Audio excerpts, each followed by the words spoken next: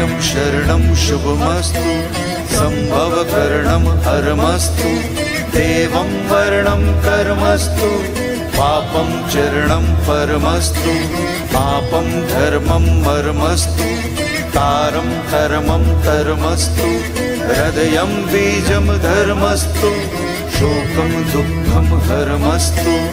गुरुदेव, आपने अपने कई प्रवचनों में ओम को मोक्ष की प्राप्ति और सात्विकता का प्रतीक बताया है, तो क्या ओम की उपासना से हम अपनी निश्चित इच्छाओं की पूर्ति नहीं कर सकते हैं? देखिए, छांदोग्य उपनिषद में हमारे ऋषियों ने एक वचन को बहुत प्रीति के साथ गाया है, अतिशयता के साथ अंगीकार किया है।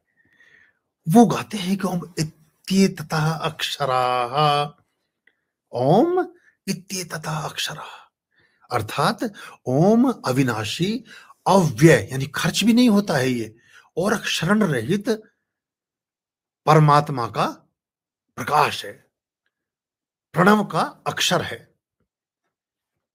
प्रज्ञा का बीज है, ज्ञान की कुंजी है, धर्म की गंगोत्री है, आपकी धारणा और समाधि का आधार बिंदु है, आपके उत्सर्ग और उत्थान का सूत्र है, आपके जीवन की समस्त प्रगति और उपासनाओं का हेतु है।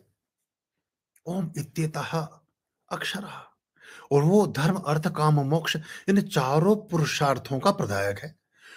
सिर्फ ओम के ही उच्चार से बहुत सारे साधकों ने अपनी अभिष्ट की प्राप्तियां की हैं, अपनी सिद्धियों की प्राप्तियां की हैं।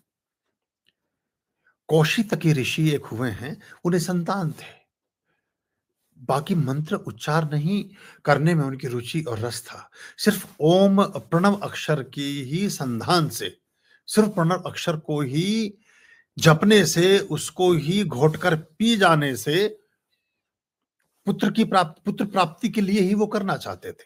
कौशितकी ऋषि की बात कर रहा हूं, उससे उन्हें पुत्र की प्राप्ति हुई और पूरा उनका वंश का बाकी चीजों का सिर्फ ओम पढ़ने से, बस कुछ भी नहीं उसके अलावा किया।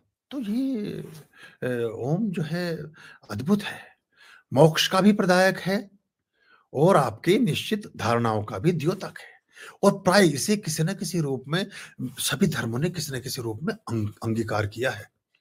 देखिए, जैन धर्म का जो नमोकार मंत्र है उसमें बड़ी विशिष्ट मान्यता है इसकी, जो बुद्धिस्ट हैं उसमें बड़ी मान्यता है इसकी, ओम मणे पद्मे हुम, है ना। और वो जो जैन जो नमोकार मंत्र है उसमें ओम का बड़ा महत्व है। फिर आता है कोई किसी भी धर्म का, फिर सिख धर्म में गुरु नानक देव जी ने कहा एक ओंकार सतनाम, यानी सच्चा नाम कोई है तो वो ओंकार ही है। जो अलिफ से शुरू हुआ कुरान मजीद, वहां भी आ और ओम का ही सारा का सारा लेना देना है। जो आदिम की बात हम एडम, वो भी ओम से ही बना है, जो जहां से बाइबल की शुरुआत होती है, पहले सूत्र की रचना होती है। ओल्ड टेस्टामेंट के तो बहुत सारी चीजों में ध्वनि बिल्कुल समान है। तो ये अद्भुत शब्द है और बहुत प्रभावकारी। खुश रहिए।